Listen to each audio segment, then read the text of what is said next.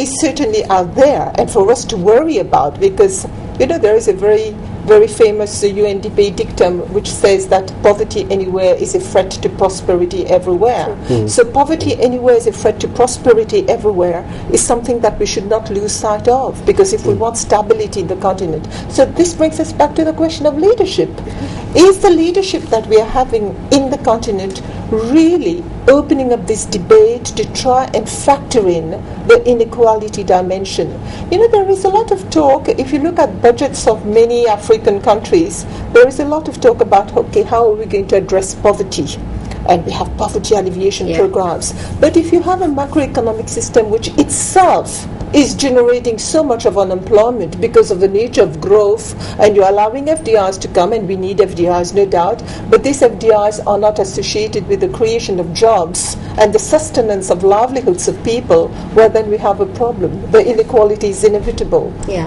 Now, she mentioned the issue of indices. I know very well, for instance, in Ghana, if the finance minister or the statistical service comes to say inflation is at this percentage, and so yes, things are working very well.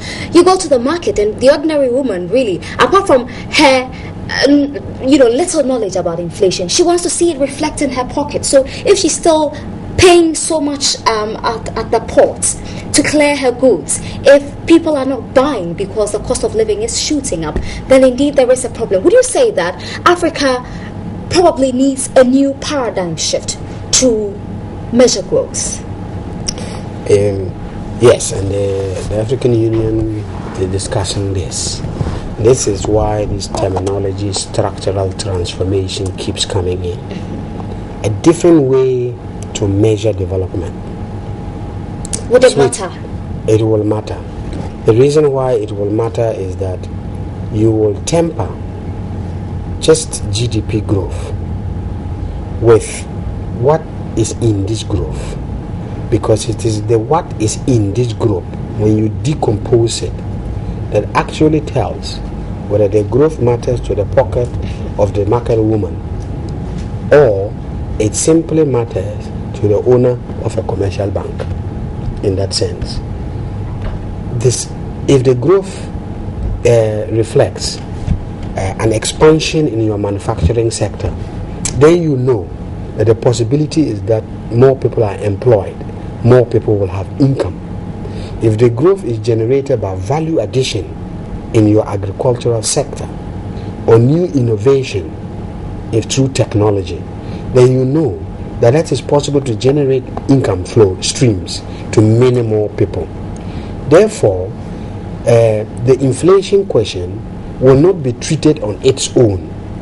The reason why people complain when they say inflation levels are dropped is that by itself doesn't mean anything if it doesn't go hand in hand with the fact that average incomes have grown. So that is why even the Americans don't just keep talking about inflation or GDP growth. The central bank has a responsibility and instructed to keep balancing. Where is inflation? Where is employment? Employment is important because that's your income. Whether it is self-employment or it is wage employment, this is where the income is coming from, which then makes inflation useful or not. So this paradigm shift of not just talking about GDP growth or GDP per capita, these averages as if they actually mean development, is a very important mental shift. It is also an important mental shift because it will force us to think about what is underpinning this growth. What sector of the economy, who is involved, who is benefiting, and so on. Okay, and he talked about the manufacturing sector, and it's a problem across the board. We're importing so much, and nobody's chastising imports. I mean, we need the importation as well. But are we opening up our manufacturing sector enough? Are you seeing enough strategies to shore up that sector? Because indeed, like he mentioned, if you have a vibrant manufacturing sector, unemployment will reduce drastically. Well, We think that there are certain windows of opportunity within the manufacturing sector. There has been some opening, but certainly not enough. Because if we had enough opening in our manufacturing sector on the continent, we would not have ended up with this huge, massive youth unemployment problem on the continent, which is probably our problem number one. And this brings us back to the question about the nature of growth and whether there is enough focus within the debates and the policies about promoting growth, whether there is grafted on that a kind of an employment strategy. Now, I'm not too sure. When I look at what's happening around me on the continent, I find that there is a lot of strategy for how to promote the growth, but the thinking and the doing about how do we ensure that there is a grafting of an employment strategy on that to absorb the millions of young people without jobs, which is probably our number one challenge on this continent at the moment, well then I'm afraid that there isn't much to speak for that. And when there is not much to speak for that, this brings us back to the question then, whether we should not decompose, as Charles rightly says, whether we should not really interrogate, and that paradigm shift that you very eloquently put forward yourself is probably the most important thing to do. And this is not easily done. You know, people talk about paradigm shifts, but there is always resistance to change. Yes. And the resistance to change comes from very particular quarters. The resistance to change generally comes from people who've got some vested interest in maintaining the system as it is. And that is what we want to challenge, because it's not only challenging from the point of view of challenging in terms of the rhetoric, but challenging in terms of the doing and the action, so that we can actually contribute to making a difference to the people's lives on the ground. No, just because yesterday the chairman of the Ghana Chamber of Commerce, Ajeba, who is also the chairman of the Pan-African Chambers of Commerce and Industry, made a very interesting point. He said that, the private sector is a mix of different things. In this country and in many parts of Africa, we have the manufacturing sector, other real sectors struggling. But we have a banking sector thriving. They're thriving on high nominal interest rates. The government tries to solve this by saying we'll create a fund, which is a percentage of oil revenues, that will go into supporting manufacturing. But where does the fund go? The fund goes to the banks. What do the banks do? The banks lend them, although the government said lend it below your current average rate. They have a lot of hoops, additional charges.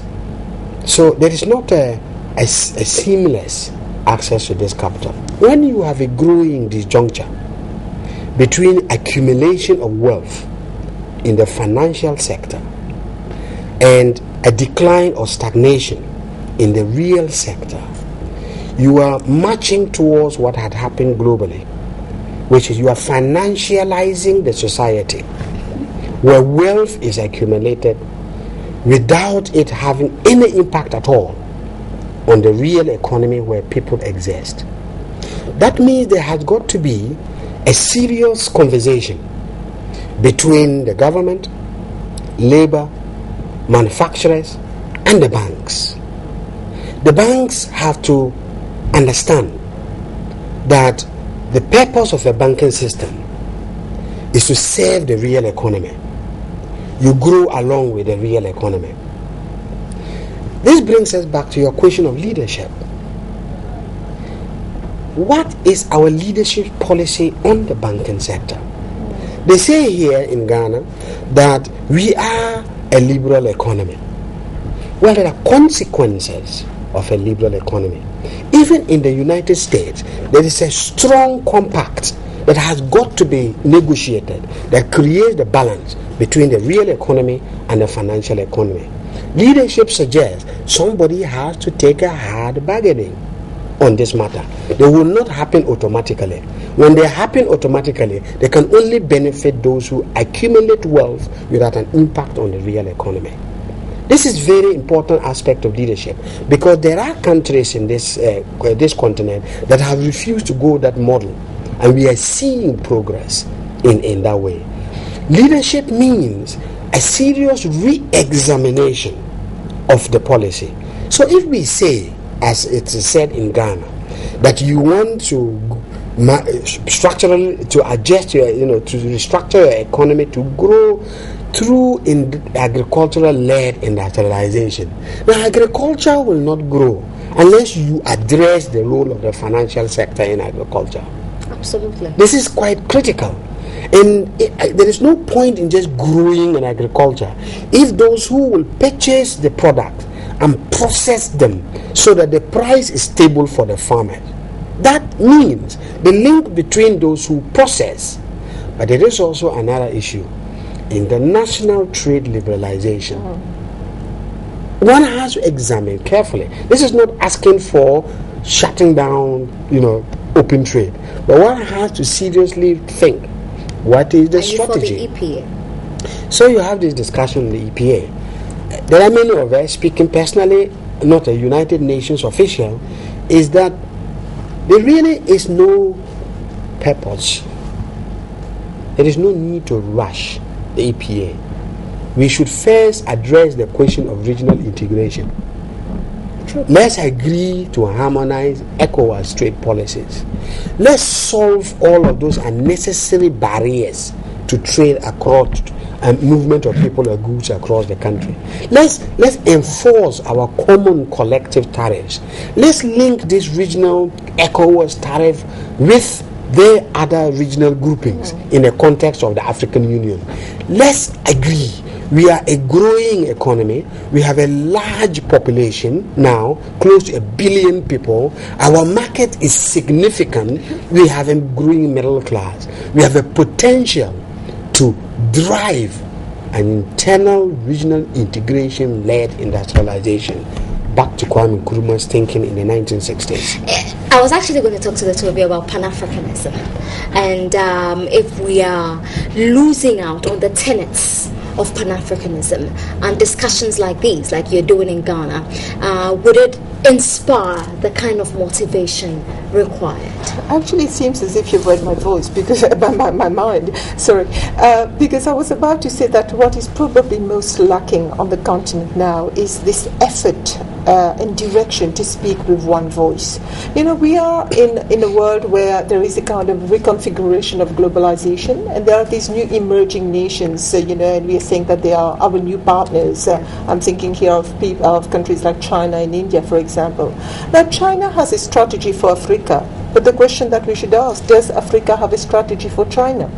Now, unless we speak with one voice and we use our Pan-Africanism and we let go some of our own immediate national sort of interest to be able to allow for a real people-centered sort of Africa, development for Africa, we would not get very far. Charles speaks about the regional integration, and he speaks about ECOWAS and the regional groupings. But I mean, in places like my part of the world, where we have SADC as another regional group, ECOMESA, etc., it's the same kind of issues. We are finding that there is a lot of talk about opening up the region for more trade, supposedly in the best interest of the people, of the citizens, of welfare.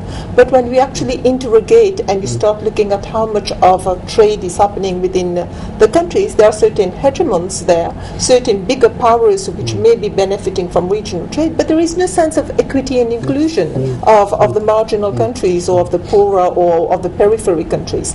So I think that the African Union has a big role to play, and this brings me to the issue of Pan-Africanism, because Pan-Africanism is we should look at it from all dimensions. We should look at it from the economic, from the political, from the social, from the cultural dimension as well, which we often tend to leave out.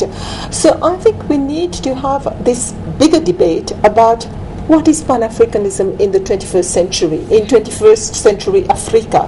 What are some of the key issues and challenges which can speak to the kind of Pan-Africanism that the citizens of Africa want? What do we want? At this conference we talked about what Africa wants, but we also coupled it with the question with what Africa needs. And there was one speaker on the very first day of the conference was saying, well, we need to ask this question. And within the broader parameters of Pan-Africanism, I think these two questions go very well hand in hand, because it speaks about the aspirations of our aspirations as African citizens. What do we want to see? But this brings us back to the very crucial question of the leadership.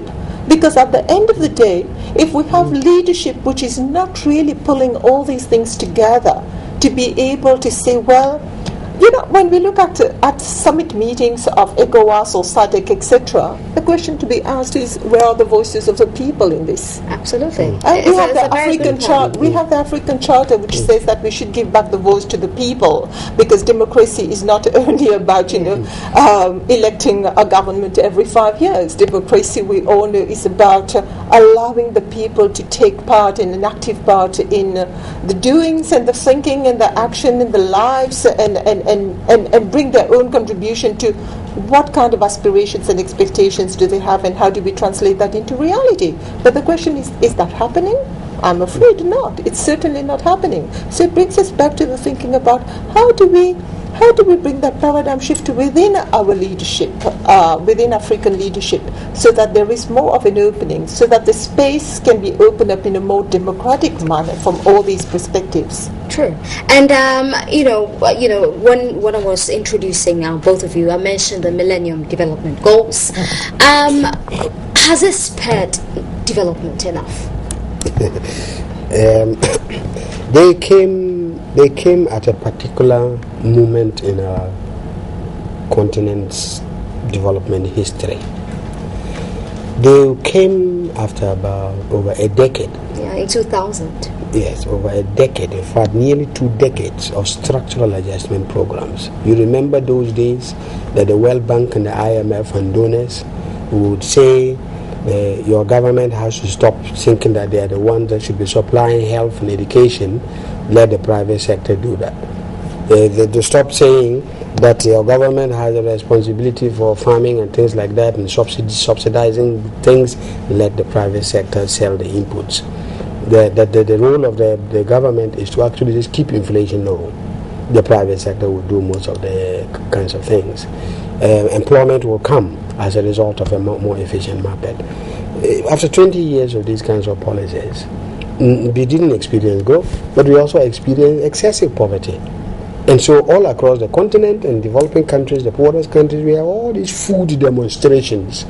And we had, I used to be here, and I used to be head of ISODEC, and we were campaigning against the privatization of Ghana Water Company. People were angry about all of these privatizations. Yeah. So they came at a time when there was an ideology which was pushed through our country that excused governments from providing services to their people.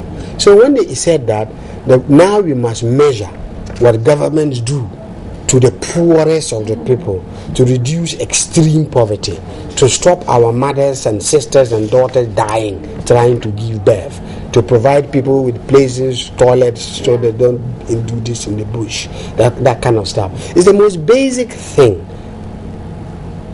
It didn't deal with development per se. It didn't even deal with secondary education or tertiary education where science, technology, and the training of it didn't deal with that. It was managing the consequences of 20 years of decline in the role of the state. So the positive thing you can say about it is that at least it brought back that the fact that we should judge our governments by what they do for the poorest people. But for development, we now need to think differently. We need to think about a balance in our education system.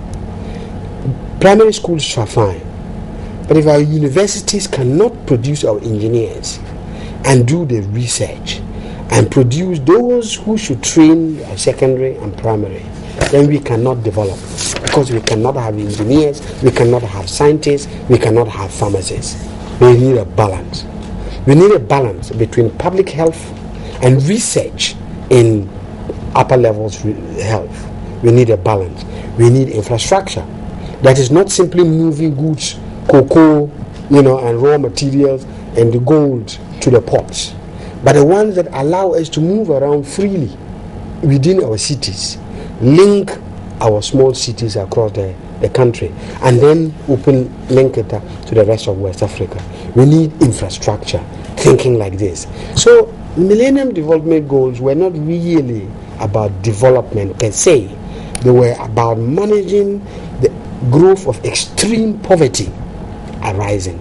And you will see that the Millennium Development Goals didn't therefore deal with inequalities. And if you look at, even in Ghana, the result of the MDGs, the ones that we say we have made progress, if you break them down, you will find that women or girls in the poorest communities, in poor households, really haven't benefited. They are still stuck there. True. This is why the thinking about what succeeds the MDGs post 2015 is now talking about development, equitable development. This conference is partly because of that. To think about reducing and eradicating poverty through development. But not just through development, but through making sure nobody is left behind, no regions are left behind, that the development process itself pulls everybody up, and then sustains it by the ability of our citizens to pay their taxes, buy the goods and services that generates the economy. Okay, Sheila. Well, MDGs. Yes, absolutely. When Charles said that, MDGs came up particularly to try and address the 20 years or so of destruction that the structural adjustment programs have, sort of done to our continent, I couldn't but agree more with him on that. Now, the thing is that it seems to me that when we look at the MDGs, we are just, again, very much focused on indicators and averages. And regions, disparities, subtle, very subtle discriminatory practices within our societies, human rights violation, which impact on the possibility of, saying that we are progressing and developing, are things that the MDGs do not embrace, do not even cater for.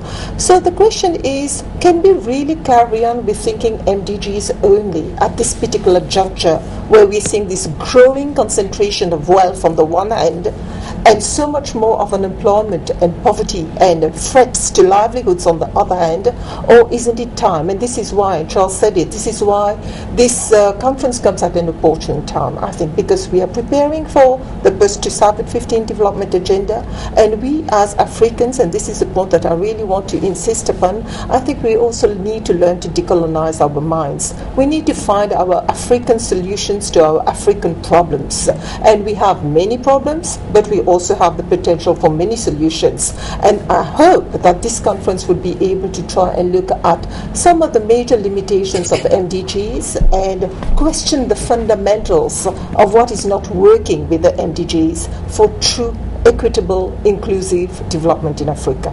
Thank you very much, Sheila Bonwari from the University of Mauritius and Charles Abugwe, United Nations in Kenya. Thank you very much for your time this morning.